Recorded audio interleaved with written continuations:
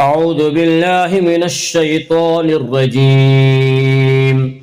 بسم الله الرحمن الرحيم. إذ همت طائفتان منكم أن تفشلا والله وليهما وعلى الله فليتوكل المؤمنون. ولقد نصركم الله ببدر وأنتم أذلة فاتقوا الله لعلكم تشكرون. إذ تقول للمؤمنين لن يكفيكم أن يمدكم ربكم ب3,000 من الملائكة منزلين بلى إن تصبروا وتتقوا ويأتوكم من فورهم هذا يمددكم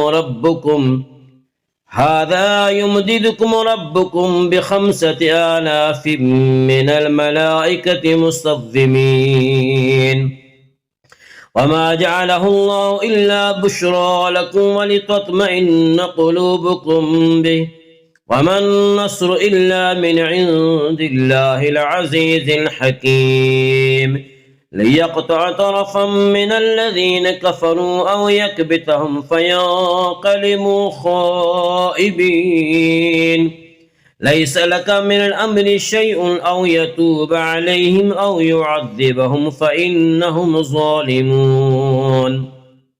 ولله ما في السماوات وما في الأرض يغفر لمن يشاء ويعذب من يشاء والله غفور رحيم.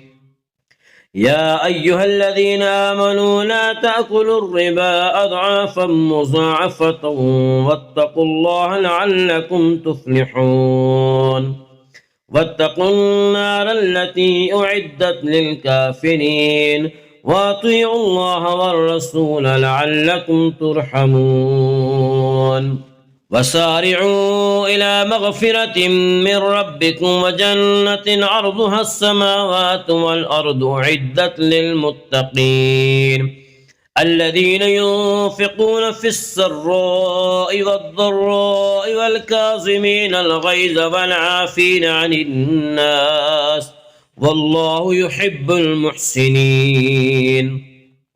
والذين إذا فعلوا فاحشة أو ظلموا أنفسهم ذكروا الله فاستغفروا لذنوبهم ومن يغفر الذنوب إلا الله ولم يصروا على ما فعلوا وهم يعلمون أولئك جزاهم مغفرة من ربهم وجنات تجري من تحتها الأنهار خالدين فيها ونعم أجر العاملين.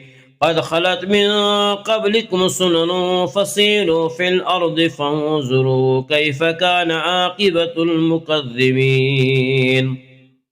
هذا بيان للناس وهدى وموعظة للمتقين. ولا تهنوا ولا تحزنوا وأنتم الأعلون إن كنتم مؤمنين.